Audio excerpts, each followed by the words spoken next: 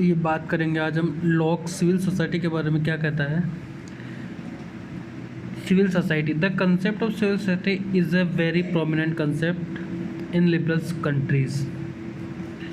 कहने का मतलब ये है कि जो सिविल सोसाइटी है, जो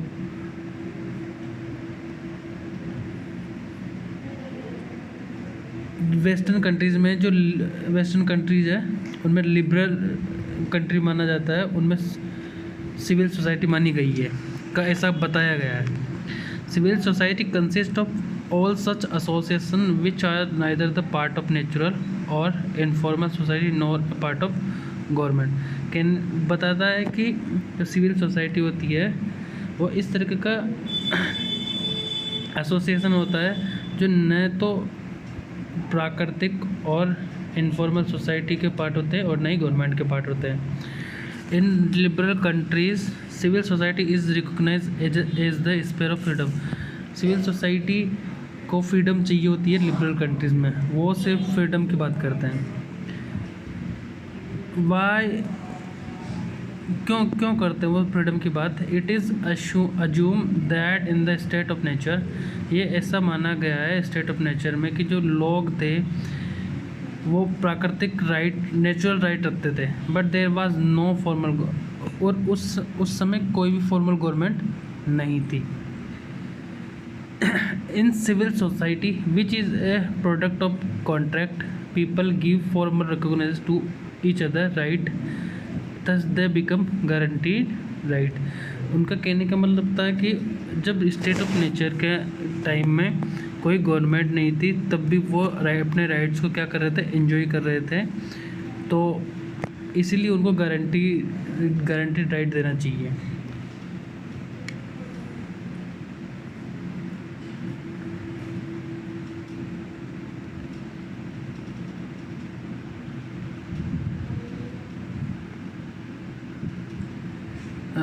सेकेंड कॉन्ट्रैक्ट क्या है इसका?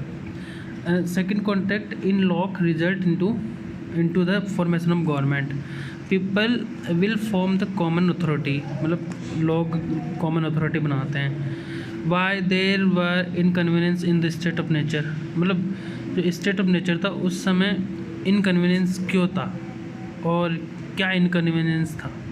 The absence of common authority, उस समय क्या था, कॉमन अथॉरिटी की एब्सेंस थी, मतलब वहाँ कॉमन अथॉरिटी कोई नहीं थी, गवर्नमेंट जैसे इंस्टीट्यूशन वहाँ एस्टेब्लिश नहीं करता था।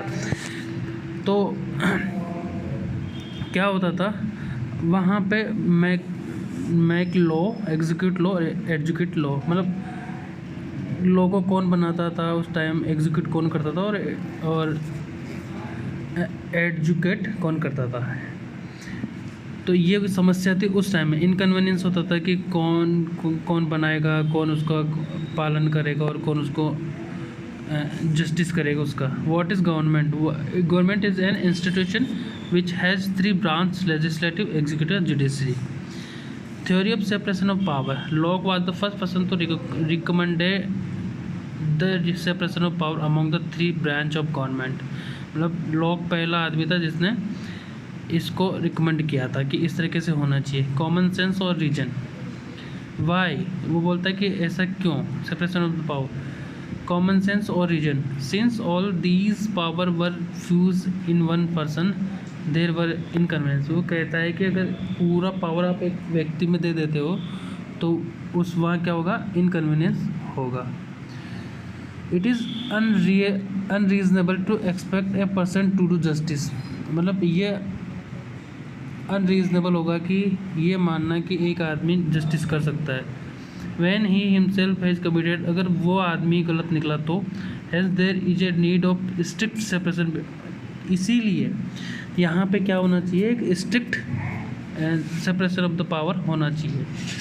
तो इससे क्या है कि अलग अलग बॉडी अपनी कैपेसिटी और एफिशिएंसी के साथ काम कर पाएगी, तो लोगों को इनकन्वीनियंस नहीं होगा। What is the scope of authority of government, और पूछता कि जो गवर्नमेंट होगा उसका स्कोप क्या होगा, उसका काम। Since government is a matter of convenience, में सिर्फ गवर्नमेंट क्या है, कन्वीनियंस करेगी, सुविधा प्रोवाइड करवाएगी लोगों को, not a matter of necessity. Man does not transfer all his nature, not a matter of necessity. Man does not transfer all his natural right, मतलब वो लोग कभी भी अपने नेचुरल राइट को, स्टेट को कभी भी ट्रांसफ़र नहीं करेंगे।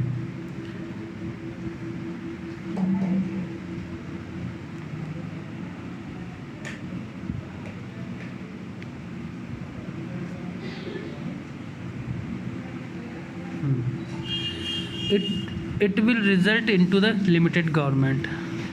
Which right man has transferred to government, मतलब कौन कौन से राइट है जो पीपल जो गवर्नमेंट को ट्रांसफ़र कर सकते हैं। राइट टू मेक लॉ, मतलब लॉ को बनाना।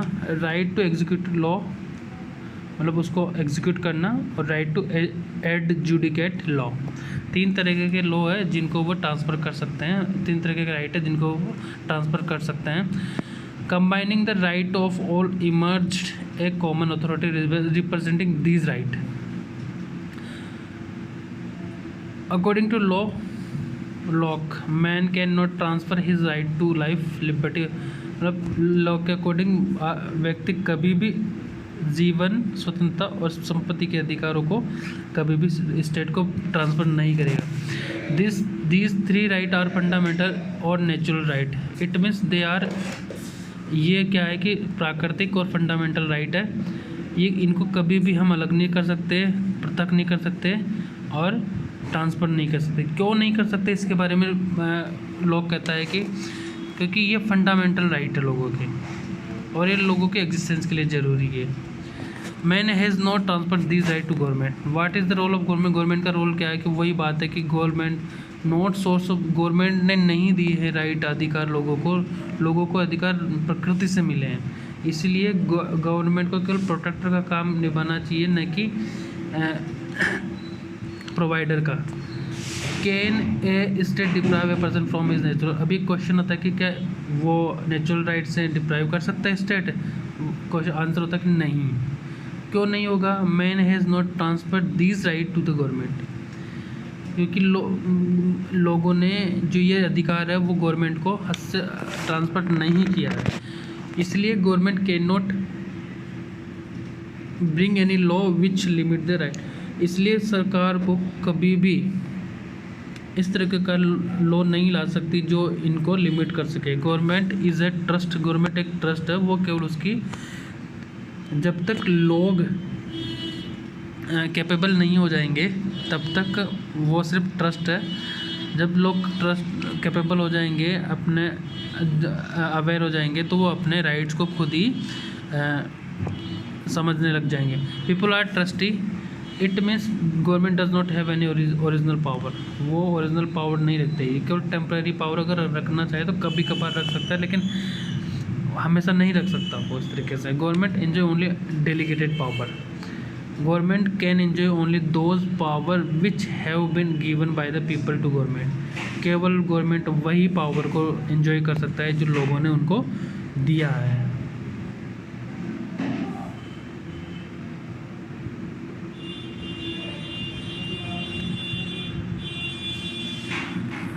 Government is a trust, people are trustee. Government is to run according to wish of trustee, मतलब गवर्नमेंट को जो भी कानून है, जो भी स्टेट है, स्टेट को चलाएगा वो अकॉर्डिंग टू जो लोग है, वहाँ की जो प्रजा उनके अकॉर्डिंग चलाएगा government. How government is form, government को कैसे फॉर्म किया जा सकता है?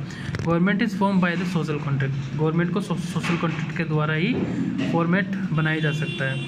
Some person from the civil society will stand in the election, मतलब कुछ जो लोग हैं सिविल सोसाइटी से वो खड़े होंगे इलेक्शन के अंदर।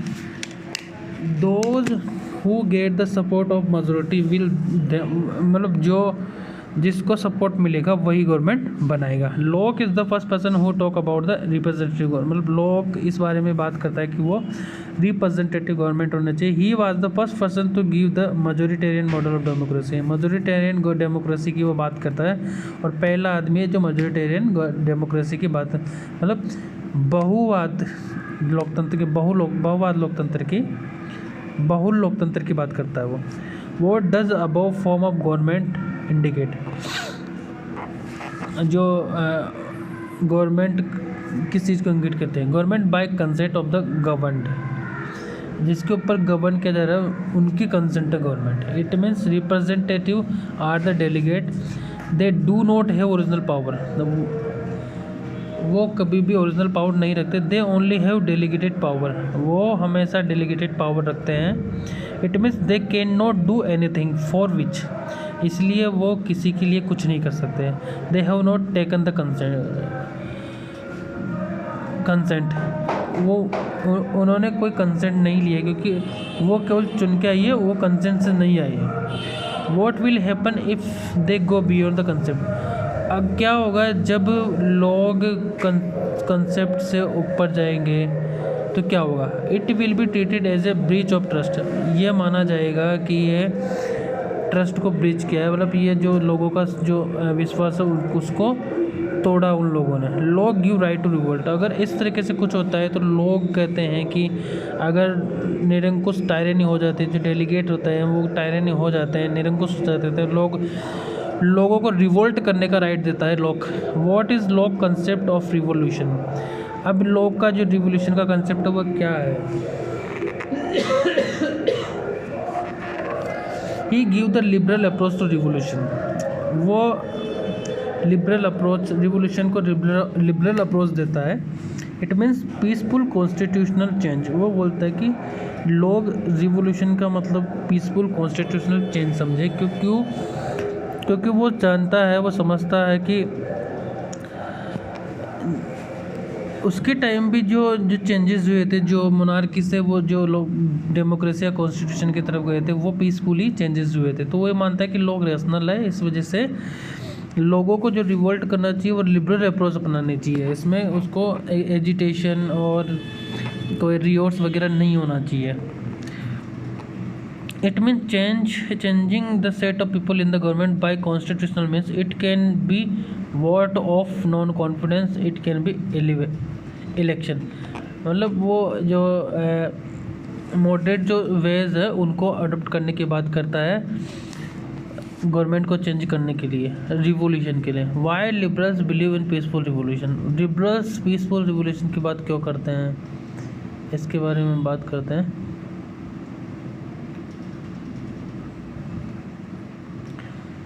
दे believe that man has reason, वो मानते हैं कि मैन, लोग क्या करते हैं, रीजन रखते हैं। Hence problem can be resolve by dialogue, इसलिए जो समस्या है वो डायलॉग से सॉल्व की जा सकती है। There is no need of violence, इसीलिए यहाँ पे कोई भी वायलेंस की ज़रूरत नहीं है। In what circumstance law give right to revolution, कौन सी कंडीशन में लोगों को रिवोल्यूशन करना चाहिए, लोग ने ये भी बताया गया।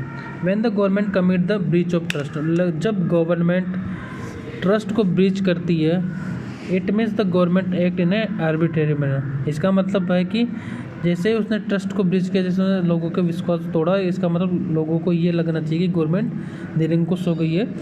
If government prevent the legislative from conducting, और वो मना कर देती है लेजिस्लेटिव वर्क के लिए।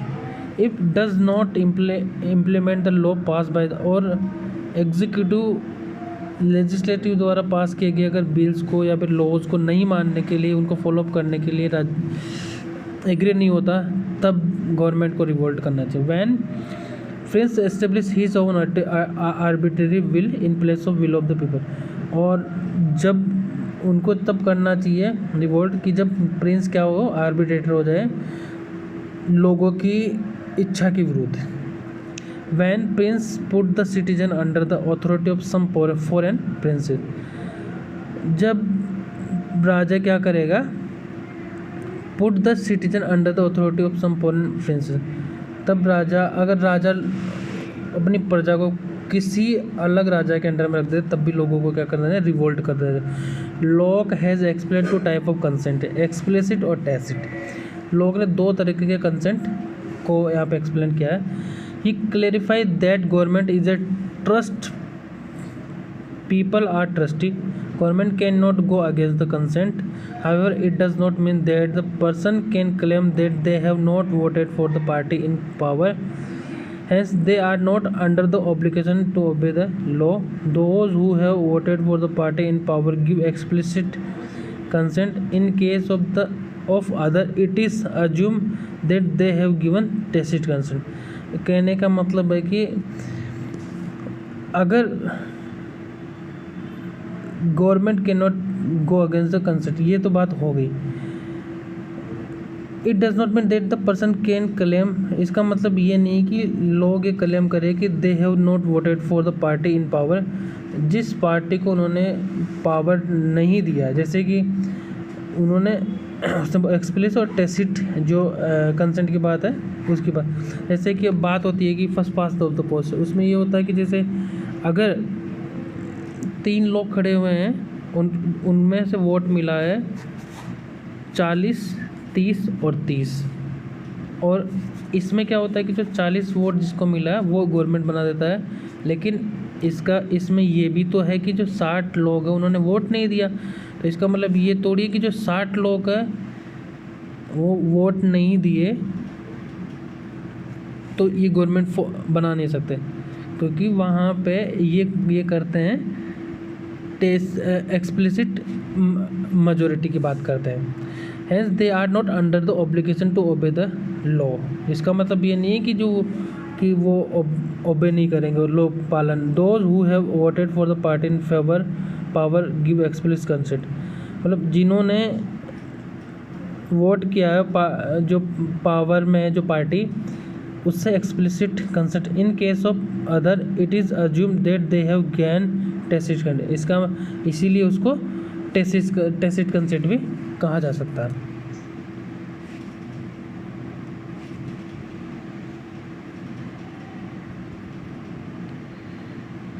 Theory of natural right, his theory of right to property, man was enjoying the right in the state of nature. Man क्या करता है, एंजॉय करता है स्टेट ऑफ नेचर में अपने राइट्स को। Even when man create the government, man does not transfer all of his right, मतलब जब वो अपने राइट्स को ट्रांसफ़र कर रहा था तो उसने सारे राइट्स को ट्रांसफ़र नहीं किया था गवर्नमेंट को। Man transferred only 3 right to liberty, property और लाइफ का। Sometimes he refer all the 3 rights separately, sometimes just refer right to property. कभी कभार वो तीनों राइट को सेपरेट रेफर करते हैं, और कभी कभार वो समटाइम कभी कभार वो सिर्फ प्रॉपर्टी के राइट को रेफर करते हैं। Why he use right to property in inclusive sense, वो इंक्लूसिव सेंस में राइट टू प्रॉपर्टी को ही क्यों एक्सप्लेन करते हैं, क्यों रेफर करते हैं। Right to property is the most important right, उसने राइट टू प्रॉपर्टी को मोस्ट इंपॉर्टेंट राइट बताया। The source of good life, और जो प्रॉपर्टी राइट है वो सोर्स ऑफ गुड लाइफ है। The other 2 rights carry no value in the absence of right to property. The other 2 right carry no value in the absence of right to property, मतलब property के right के अलावा बाकी दोनों right को carry नहीं किया जा सकता। He want to emphasize that right to life, liberty and property are man's property, मतलब वो जोर देना चाहता है कि जो तीनों राइट है वो लोगों की प्रॉपर्टी है। It means they are not state property, इसका मतलब वो लोगों स्टेट की प्रॉपर्टी नहीं है, वो लोगों की प्रॉपर्टी है। ये बार बार लोग कहता है। Thus states cannot deprive a person from his, इसीलिए स्टेट को लोगों की प्रॉपर्टी लेने का कोई अधिकार नहीं है। Theory of right to property, the sole purpose behind creating a conservation is the protection of property. Component of theory, definition of property, origin of property, scope of state intervention in property, limitation of property, assessment of log theory on property। तो हम जो component of theory, जो property का जो concept है उसके बारे में डिटेल में बात करते हैं।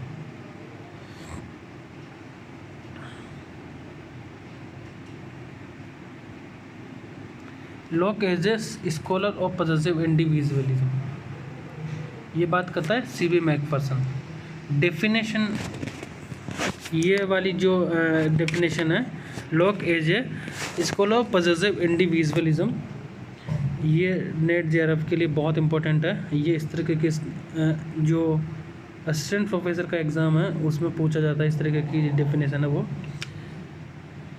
Definition of property, definition of property Locke ने किया। Locke defined come closer to the Aristotle definition of property, मतलब जिस तरीके से एरिस्टोटल ने जो प्रॉपर्टी की जो डेफिनेशन दी है उसके नज़दीक ही, उसके आसपास ही उसी के तरीके की ही परिभाषा लोग भी देता है। Property is the product of one's labour, मतलब प्रॉपर्टी किसी भी व्यक्ति का परिश्रम होता है जो है इंटेलेक्चुअल, जो हो सकता है इंटेलेक्चुअल भी हो सकता है और फिजिकल भी हो सकता है।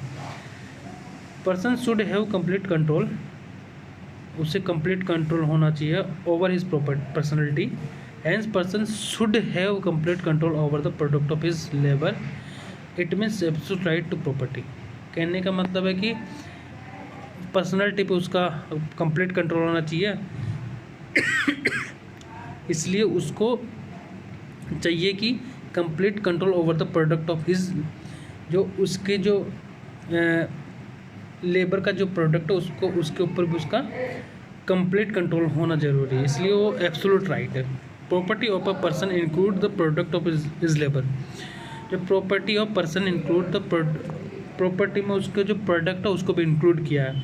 The labour of his slave, the labour of his, और मतलब वो किसी का भी लेबर हो, जैसे उसके स्लेव का हो या फिर उसके घोड़े का भी हो, उसका वो एब्सोल्यूट ऑनर है। ओरिजिन ऑफ प्रॉपर्टी, प्रॉपर्टी का ओरिजिन कैसे हो? How some people come to acquire property and some become propertyless और पुअर। किस तरीके से कुछ लोग तो बहुत धनी हो गए और कुछ लोग गरीब और प्रॉपर्टीलेस रहे। Whether property is good thing और बैड थिंग, प्रॉपर्टी अच्छी चीज़ और बुरी चीज़ होने के बावजूद भी इस तरीके से लोगों के साथ क्यों हुआ। Earning property is not a sin, प्रॉपर्टी कमाना कोई बुरी बात नहीं है, ये लोग कहता है। He reject the view that God has punish Adam Eve for eating the apple. वो उसने कहा है कि जिन लोगों के पास प्रॉपर्टी नहीं है उसने उनको गॉड ने पनिश किया है। According to him God has created apple, उसके अकॉर्डिंग गॉड ने क्या किया है, एप्पल को क्रिएट किया है, मिल्क को, मीट को, हनी को, टू ईट और ड्रिंक और नॉट टू सेटिस्फाई, मतलब इनको खाने और पीने के लिए इसको बनाया, न कि इसको फेंकने के लिए। He also believe that man is utilitarian by nature, वो ये कहता है कि वो विश्वास करता है कि ये मानता है कि लोग जो है वो बाय नेचर यूटिलिटेरियन है। मतलब यूटिलिटेरियन का मतलब होता है कि जो उनके यूज करने योग्य जो भी चीज़ें हैं वो यूज करते हैं। According to Locke initially all property was in common, starting में जो सारी प्रॉपर्टी थी वो क्या थी, कॉमन थी। However it is a common sense, इसलिए ये common sense that property will never remain in common, इसीलिए ये कॉमन सेंस है कि प्रॉपर्टी कभी भी क्या नहीं थी, कॉमन नहीं थी। ठीक है, क्योंकि क्यों नहीं थी कॉमन, क्योंकि शुरू से ही कॉमन थी। पॉपुलेशन गिव ग्रो, जैसे जैसे जैसे पॉपुलेशन ग्रो होती गई वो जो कॉमन प्रॉपर्टी वो कॉमन नहीं रही बाद में। Those who were industries enterprises become, और जो इंडस्ट्रीज और स्टार्टिंग में और एंटरप्राइज को स्टार्ट किया वो धनी, rich. Those who were lazy day dreamer quarrelsome become poor, जो आलसी रहे और सपने सोचते रहे और लड़ते रहे वो गरीब होते गए।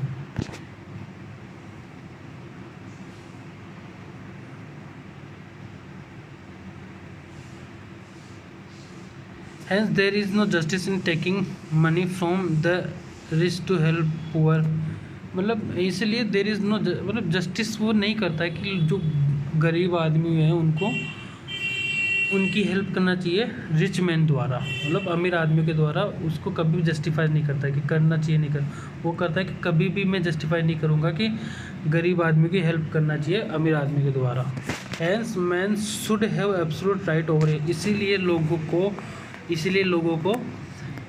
लोगों के पास क्या होना चाहिए, एब्सोल्यूट राइट होना चाहिए प्रॉपर्टी का। What is the scope of state intervention in man's right to property. What is the scope of state, मतलब स्टेट का क्या स्कोप है जो इंटरवेन करे राइट टू प्रॉपर्टी में लोगों को। The sole purpose for which man has created the commonwealth is the protection of property, it means man has not created state to deprive a person from his right to property. इसका मतलब ये नहीं है कि man has not created state, मतलब state को इसलिए create किया हो कि वो उनकी संपत्ति से ही उनको डिप्राइव कर दे या फिर वंचित कर। Thus the role of a state is that of a night watchman. इसी प्रकार इसीलिए वो स्टेट को केवल एक चीज़ बताता है कि स्टेट क्या है, कि नाइट वॉचमैन है, कि भूमिका निभाना चाहिए हमेशा। नाइट वॉचमैन का मतलब उसको कि प्रोटेक्ट करना है लोगों की, जो उसके प्रजा की जो संपत्ति उसको सिर्फ हमेशा क्या करना, प्रोटेक्ट करना है। आगे आते हैं। Man was enjoying right to property in the sense of nature. Man was enjoying right to property in the, मतलब वो ये बात बार बार रिपीट हो रही है, ये इस वजह से रिपीट हो रही है कि हर एक लाइन और हर एक जो कंसेप्ट है वो अलग डेफिनेशन, अलग एक्सप्लेन कर रहा है। हर बात पे क्वेश्चन हो रहा है यहाँ पे। Man wanted to enjoy right to property securely so that obstacle should not come in the enjoyment of property. अगर व्यक्ति अच्छे से अपने प्रॉपर्टी राइट का फॉलो एंजॉय करेगा तो कभी भी कोई भी समस्या नहीं। Man has not transfer his right to property to the government. Man कभी भी ट्रांसफ़र नहीं करेगा अपने right to property. Government is a trust, people are trust. Government क्या है कि ट्रस्ट है, लोग क्या है कि ट्रस्ट है। Government can not go against the wishes of trustee. Government कभी भी अपने ट्रस्टियों के अगेंस्ट नहीं जा सकती। Thus A state can not make any law which deprive a person from his right to property. In case a state committee the breach of trust, people have right to revolt. Thus law support minimal state and government based on consent. ये तो हुई कि state क्यों नहीं कर सकता। However, law has proposed 3 limitations on the right to property. Right not to deprive other from earning the property, equality और opportunity, feudal law changing the right to property of the emerging bourgeois class. तो यहाँ आके खेल हुआ लोगों के साथ। Right not to deprive other from earning the property, जो equality of opportunity, feudal law challenging the right to property of the emerging. कहने का मतलब है कि जो फ्यूडल राइट थे, फ्यूडल जो लॉर्ड थे, जो सामंत थे, उन्होंने चैलेंज करना शुरू किया इस बेसिस पे कि हमने मेहनत की है, हमने प्रॉपर्टी को एक्वायर किया है मेहनत करके, इसीलिए हमसे क्या नहीं करना चाहिए, ज़मीन या फिर हमारी जो प्रॉपर्टी उसको नहीं लेना चाहिए। किसके नाम पे? Equality of opportunity. Labour limitation, it means only that property is limitation. इसका मतलब ये है कि केवल property is that property is legitimate which is earned by putting one's labor including labor of horse and slave। कहने का मतलब है कि लेबर लिमिटेशन की भी बात करता है वो, कि जो लेबर है उसमें उसकी लेजिटिमेशन होना चाहिए, उसमें उसको जो लेबर जो स्लेव है और हॉर्स है उसकी जो लेबर उसको काउंट नहीं करना चाहिए। ये कहता है लॉक। 3 लिमिटेशन बताता है उसके बारे में।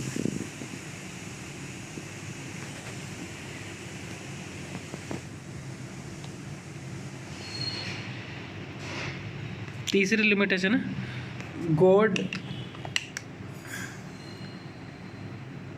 God has given everyone right to enjoy property and not to spoil property. भगवान ने लोगों को राइट टू प्रॉपर्टी को एंजॉय करने की बात की है, न कि उसको स्पॉइल करने की। कंक्लूजन है कि since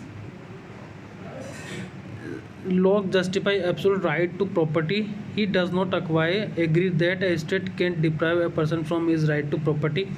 he is called as a scholar of possessive इंडी। इसीलिए वो क्या करते, इसको कहा जाता है स्कॉलर ऑफ पॉसेसिव इंडिविजुअलिज्म का। चलते हैं आगे लॉ ऑन टॉलरेशन पे। अब इसके बारे में हम नेक्स्ट वीडियो में पढ़ेंगे। टॉलरेशन पे लॉ क्या बात करता है।